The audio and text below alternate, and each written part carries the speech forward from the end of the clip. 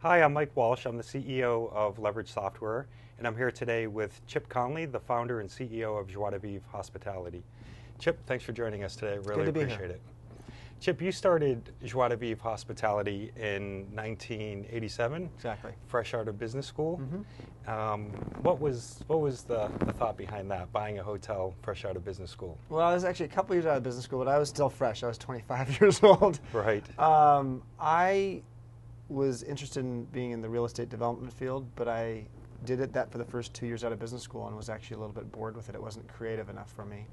And I wanted to do something that was more creative and more like the service business. And the hotel business is definitely a people business. Yep. And buying a motel in the ghetto in San Francisco and trying to turn it into a cool hotel was certainly a creative endeavor. Right, and I've read your book, Yeah. Rebel Rules, and there's some great examples of what happened with that hotel. Can you share a little bit about your experience there? Sure. So that first hotel was a motel in a bad neighborhood that, the biggest corporate account was Vinny and his girls. Yeah, was, right. it was sort of a pay-by-the-hour kind of place. Sure. And so if you're going to go out and create a business that is going to be succeeding with tough odds against it, usually it's good to take a niche strategy, go after a certain market of people. So I decided that the group I wanted to go after was musicians and entertainers, and so we created a rock and roll hotel called the Phoenix, and created a collection of services and amenities and decor and staffing that fit the profile of sort of a rebellious property, which made sense and fit the personality of the kind of guests we were attracting. Sure. So the hotel became a hit with everybody from Nirvana to David Bowie to John Kennedy Jr. to Keanu Reeves to Faye Dunaway. That's awesome. As a little motel in a bad neighborhood. Yep, okay, great. And you get to meet all those people in the process. Yeah, it's fun. Sure. And describe Joie de Vivre now. I know you've got 20 or so properties. Well, we're up to almost 40 hotels Wow. now. So we've got, with the hotels we've just been taking over recently, we're at 38, I think. 38 hotels all around the state of California. We're the second largest boutique hotelier in the U.S. and the largest independent hotelier in the state of California. Wow, that's great. So we're pretty much mostly in Northern California, although we now have 6 hotels and soon to be 8 hotels in Southern California. It's fantastic. In your books, you've written 3 books, largely based on marketing and also leadership. Read all 3 of your books, and I love them. Thank you. And I'm curious as to how much of that marketing, or how many of the concepts made their way into your thoughts around social media and social marketing, and really your decision to launch a social network, California Connect. Yeah, well, the reality is, in the old days, the whole idea of marketing was based upon word of mouth. And everybody believed that that was the best form of or return on investment, bang for the buck, Sure. for your marketing dollars. Well, in the internet era, it's about word of mouth, not just word of mouth, and the actual people you are talking to is a much broader collection of people than it used to be. Right.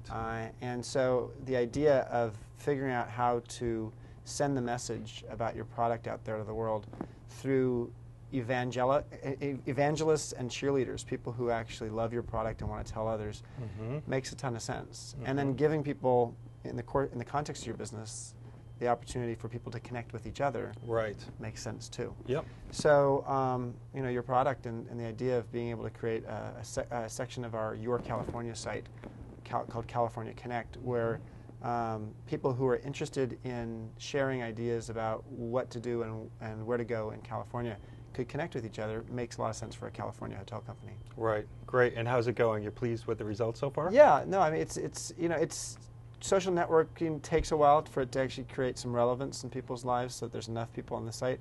But people love the fact that they can actually connect with each other. They love the bullseye. Right. They like the ability to actually sort of pick someone out and say, that's the person I want to understand more about them and connect with them and share some ideas. And it just, it's, the fact that you're the center of the bullseye, means a big difference. Is a big deal. Sure, yeah, the center of attention. Yeah. 3 or 4 years ago, I went to your website. I think it was perhaps just before you launched Hotel Vitale. And I noticed that you had something called Matchmaker. In fact, this is why I called you. I had just finished your book, Rebel Rules, and I saw that on your website. That was a pretty early use of allowing people to connect and share? Wow, you know, if you think back, it was 2002 that we launched that, and the reason we launched it, basically what it is on our Joie de Vivre website, jdvhotels.com. You go on the homepage, there's a character there. It used to be a cartoon character, now it's a real person, and her name's Yvette, the hotel matchmaker, and she actually takes you through a 1-minute personality test that allows us to understand the 5 to 10 adjectives that best describe who you are. And from that, we are able to connect you to which of our hotels best fit your personality. Sure. But then also to a bunch of customized travel information that fits your personality, and 2 locals out of 50 locals on the site that you can click on and say, these are the 2 people who are most similar to you and what they would do on a perfect day here in California. Right.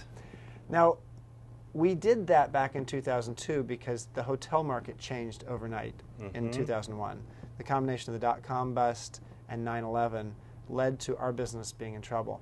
And then it was made even more complicated and difficult by the fact that Expedia and Travelocity and Orbitz came along, and that's where everybody was going to actually book their hotel rooms. And we pay a very large commission to those guys. Right. So while we like them, the fact is we'd much rather sell people on our own website, and so we needed to come up with a way to get people to our website and give them something that Expedia couldn't give them. And the idea of a personalized sort of matchmaking service for your right hotel and for the things to do was our idea, and it became a huge hit. Right. And back in 2002, 80% of our online reservations actually came from the Expedias of the world with their 20 to 25% commission that we had to pay them. Wow. And today, more than 70% of our online reservations comes from our website. That's excellent. And less than 30% comes from the big guys. And the big guys have a place, in the business, but it's not as dominant as it used to be, at least for us, because of Yvette, the hotel matchmaker. Right. Okay. Great. Yeah, I was looking for a hotel and went through the matchmaking process, and I actually was connected to a guy who lived in Potrero Hill, who was a personal trainer at the gym that I went to at the time. Pedro de Lima. Pedro, yes. I was like, I know Pedro. He used to be my trainer, actually. Oh, you must be a narcissist. No, Pedro's one of the guys on the site, and it's interesting. You know, we have about 50 very unique, diverse people from all over the state. And it's interesting just to give people the opportunity to sort of see, if you're coming to San Francisco or San Jose or LA and you've never been here before, you'd like to have a friend there who can just say, hey, I know who you are, and this is the things you should do. And that's the role we have. Right. I think it's brilliant. I mean, when I'm from Boston, and when I first moved to San Francisco through a couple other cities, the first year I stumbled around, I never would have known about the Lion Street stairs and the ramp over in China Basin and things like that, neighborhoods like Potrero Hill. So I think it's brilliant. Any recommendations for those whom are considering enabling a social networking site or using social media either around their brand or on their website? Higher leverage software. Well, definitely the idea, having partners, trying to do it on your own is probably not wise. Figuring out who are the best in class folks out there who can help you put it together is essential. Because in some ways, social media and social networking has got a certain amount of pollution today. Everybody wants to do it. Sure. And yet, in the world we live in, we only have so much time. In fact, time is probably the scarcest commodity out there. So how people evolve their networking such that they only go to certain sites, that's the challenge with social networking, is that you get to a place where people don't have time to do them all. That's probably part of the reason why Facebook becomes popular, because people can do multiple things there. Right. So, so I think having expert support is a big piece of it. Yep. And in any input or feedback for those who are thinking that they won't, who might be watching this and think that they should pass on social media for the time being? I mean, it might be the right decision. It's an investment. And it's as much of an investment in time as it is in money. And so I think you have to go in knowing that you probably can't do it half-hearted. You have to sort of go more full bore, and you have to ask yourself, do you have enough of a value proposition to the people you're trying to connect here such that they're going to stay active on the site? Sure. If people aren't active on the site, it actually ends up losing its relevance, and people just know that they aren't going to be able to get much from that site, and they don't keep going back there. Yep.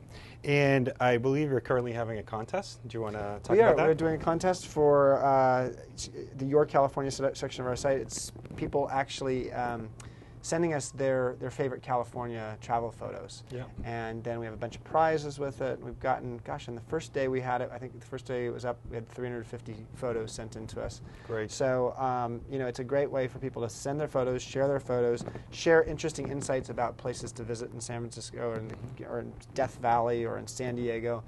And then in concert with Southwest Airlines, we have a bunch of prizes that we're giving away.